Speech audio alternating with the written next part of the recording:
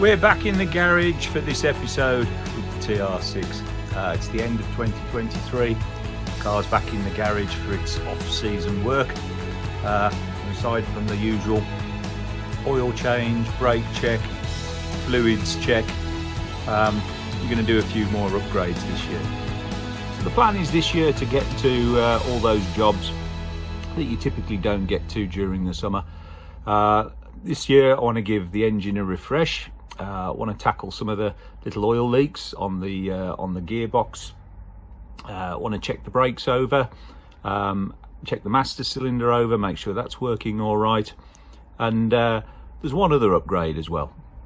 I've always thought the CR powered 125 horsepower TR6 just lacks a tiny little bit of horsepower, and always fancied trying one of the 150 horsepower versions, see what the difference is.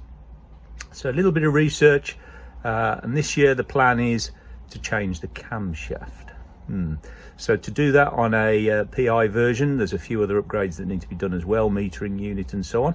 So the plan is to do a 125 to 150 horsepower upgrades if we can give the engine more torque, a little bit more power, a bit more drivability, and make it a little bit more interesting for next summer.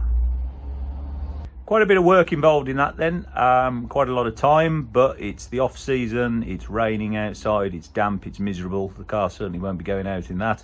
So I've got the time, I've got a few months to get at it, so chip it off in small pieces. So over the next few videos, you can see all the steps that I went through. It is quite time intensive, so there's going to be a fair bit of fast forward work going on. But we'll break at appropriate times, and I'll let you know what I'm using, why I'm using it, and if you wanted to do the same kind of thing, what would be involved. So strap in, let's get started. First jobs for this video then, going to get the bonnet off to give a bit more access to the engine bay, and we'll get some of the interior out, the seats, the front tunnel, so we've got access to the gearbox underneath here. The bonnet then held in place with these screws at the front. We're going to unscrew those, and then it's going to be a two-man job to get this off.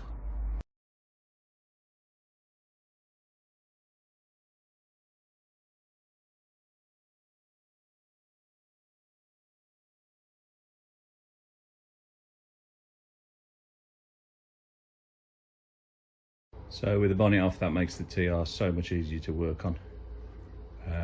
So now we'll start to strip off some of the ancillaries of the engine to make it a bit more easier to remove.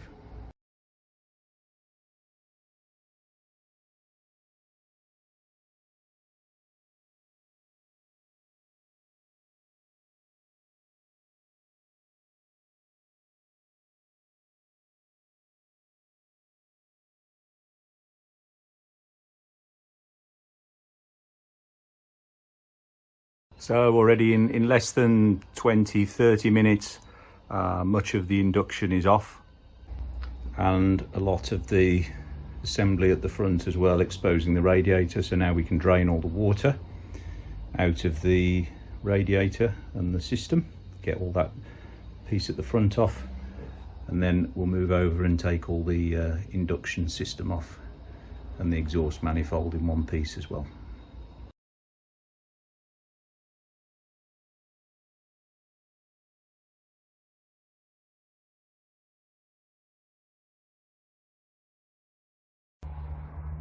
So about an hour and a half in now.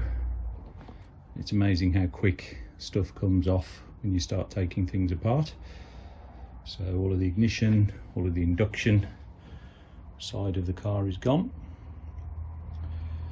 So next jobs, just to get this engine bay ready for engine out, is to drain the oil, drain the water.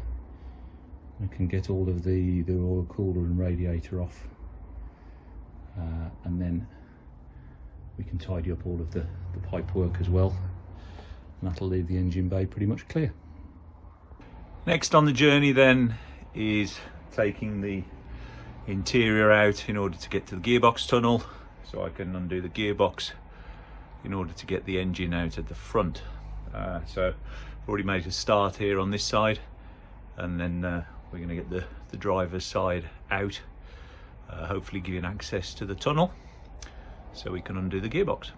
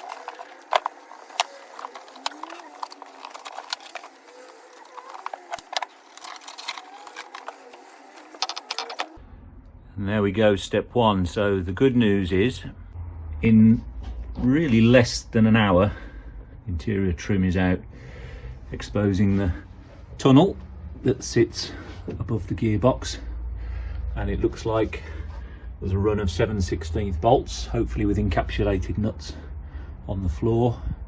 So by undoing all of those, we should be able to lift out that tunnel cover, exposing all the gearbox. We can then tidy up the wires, make them safe, and then disconnect the gearbox, ready to pull out from the front. So good progress.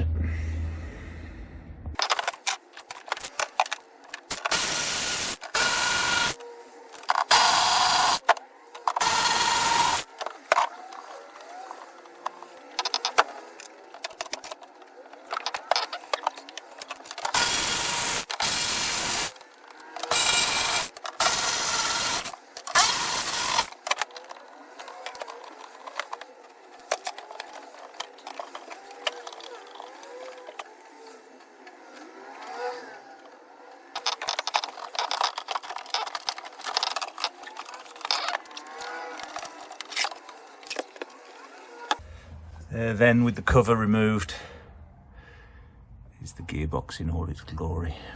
So you can see here the gearbox mounts. They look like they've seen better days. Quite rotten there. There's a few little oil leaks coming from the overdrive, so I hope to sort those out.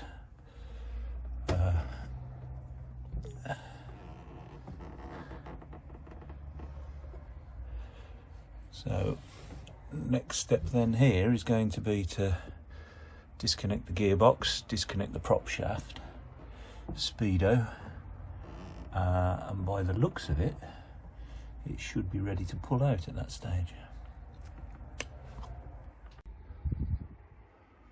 All ready to lift out then.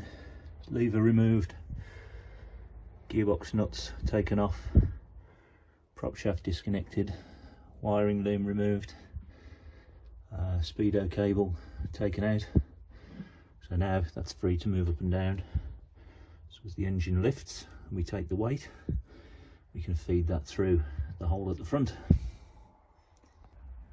A bit further on then, now the gearbox is ready to go, so attention's gone back to the front end of the car just to get it ready to lift. So this is what we've done now. We got rid of the cross member across the front to give access to this. We've used the ratchet gun to pull the crank bolt out and the spacer that goes over the steering rack here. Disconnected the mounting bolts, got rid of all the pipe work and moved all the electrics out of the way. I'm going to leave the starter in to lift it out. Disconnected the clutch, the hydraulics down there, and made all the fluid good and safe and not in the way. So the engine in effect could be lifted out now. So I've made the decision. I'm going to pull the head off the engine while it's in the car. Reason for that is the engine's in situ, so it's going to be easy to get the torque onto the bolts to undo them. The cylinder head's good. See my other video. That's been refurbished already and is unleaded ready, so I don't actually need to do anything to the cylinder head. The rocker shaft was replaced as well, so if we pull that off, pull the head off, the mounting eyelets for the lift are onto the block, so it means the head is out the way as well, which is helpful, and also takes a little bit of the weight off the engine for the lift, of course. So let's get the head off.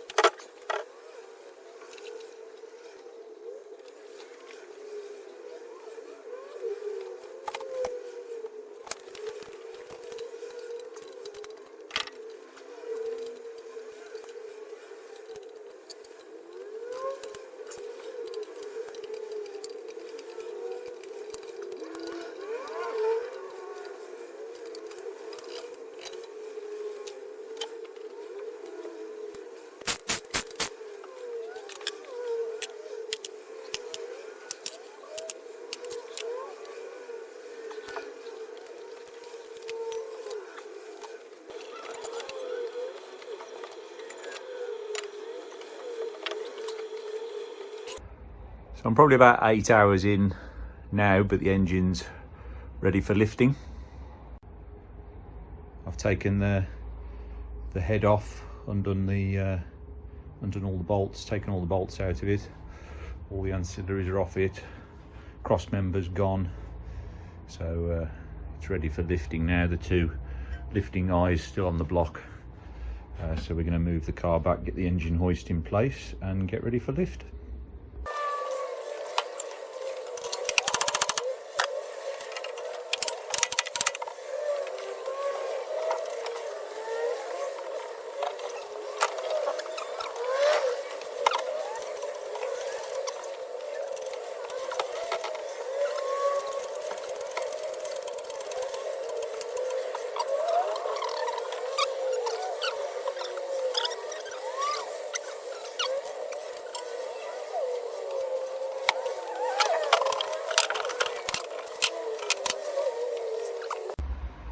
Well, after 20 minutes of huffing and puffing and the occasional bit of bad language, there is one TR6 engine and gearbox.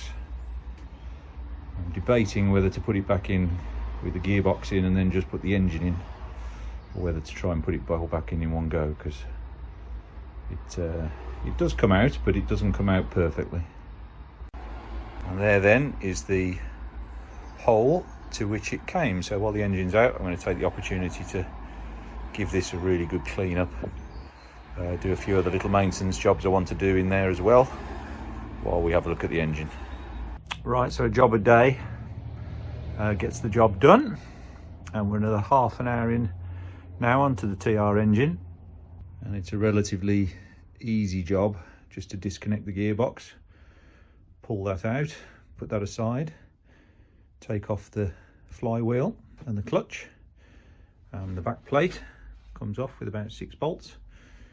So there we have the engine. So next step is to get off the pulley wheel at the end, see if I can take the timing cover off, and then we'll be ready to flip the engine over, undo the sump and start with the disassembly side. So far then, relatively straightforward. Pleased with how it's going. Just don't underestimate the amount of hours that this sucks up, slowly going through all the jobs that need to be done. Well, careful what you wish for, I guess. Looks like the pulley is held on, pushed on, and there's a little woodruff key in here. So looks like I'm gonna have to get the puller onto that and see if I can pull this off.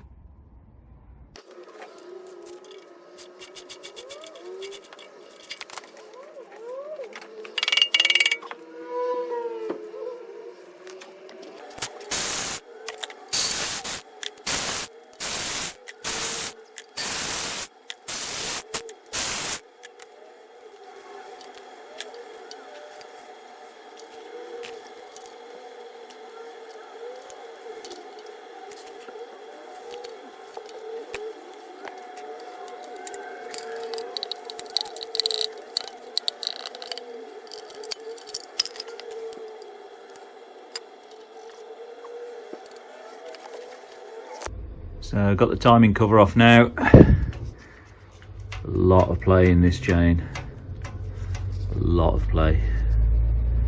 So quite a lot of wear on the teeth as well, so in theory that's the variation in the cam,